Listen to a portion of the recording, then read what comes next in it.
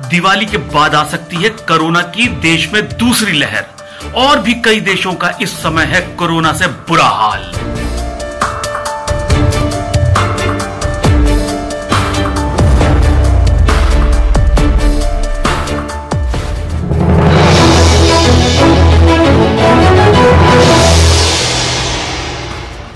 Times के सभी दर्शकों का हमारे खास कार्यक्रम खबरों का पंचनामा में स्वागत है।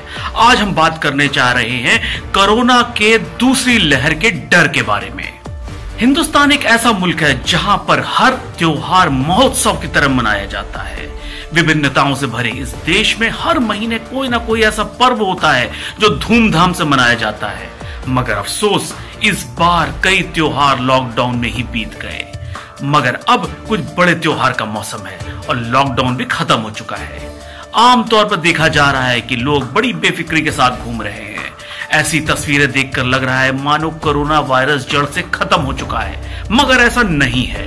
पीएम मोदी ने भी राष्ट्र को संबोधित करते हुए हाथ जोड़ के अपील की कि जब तक दवाई नहीं तब तक ढिलाई नहीं। केंद्रीय स्वास्थ्य मंत्री डॉक्टर हर्षवर्धन ने भी त्योहारों के सीजन में लोगों को सतर्कता बरतने की अपील की थी। उन्होंने कोरोना की दूसरी लहर से भी लोगों को आगाह किया।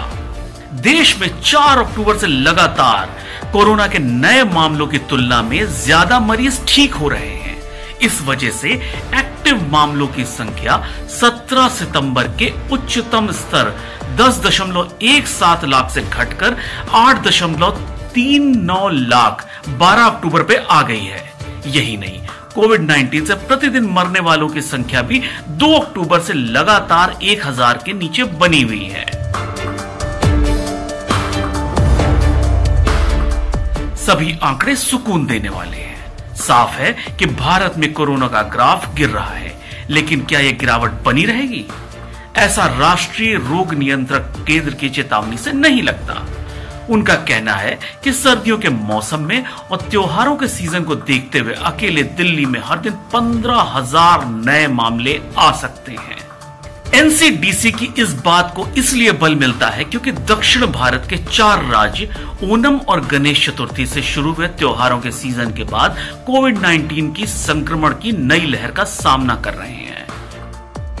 एक रिसर्च रिपोर्ट के अनुसार 22 अगस्त से शुरू हुए गणेश चतुर्थी के बाद महाराष्ट्र में 46%, तेलंगाना में 50%, आंध्र प्रदेश में 67% और केरल में 65% नए मामले आए हैं।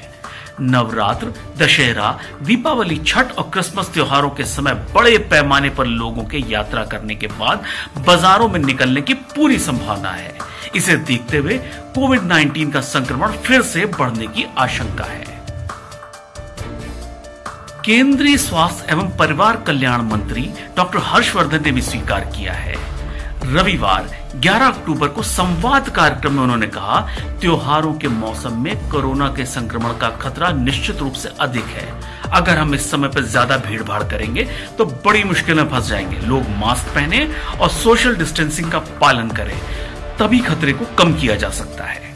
कोरोना संक्रमण पर centre for disease dynamics, economics and policy की रिपोर्ट का एक और अहम खुलासा है। रिपोर्ट के अनुसार बच्चों के जरिए न केवल बच्चों में संक्रमण फैल रहा है, बल्कि वो वयस्कों में भी संक्रमण पहुंचा रहे हैं। चिंता की बात यह भी है कि बच्चों में संक्रमण के लक्षण नहीं के बराबर दिख रहे हैं, इसलिए संक्रमण फैलाने वाले के रूप में उनकी पहचान करना बहुत मुश्किल है।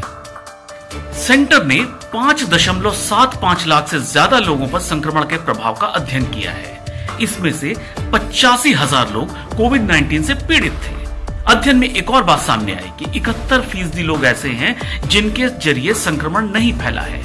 इसका मतलब ये है कि बहुत कम लोगों के जरिए देश में 70 लाख लोगों को कोरोना वायरस ने अपनी चपेट में लिया है। इसी तरह उम्र के आधार पर संक्रमण की स्थिति पर एक रिपोर्ट खुलासा करती है। उसने बताया है कि देश में 75.8% संक्रमित 20 से 60 साल की उम्र के हैं।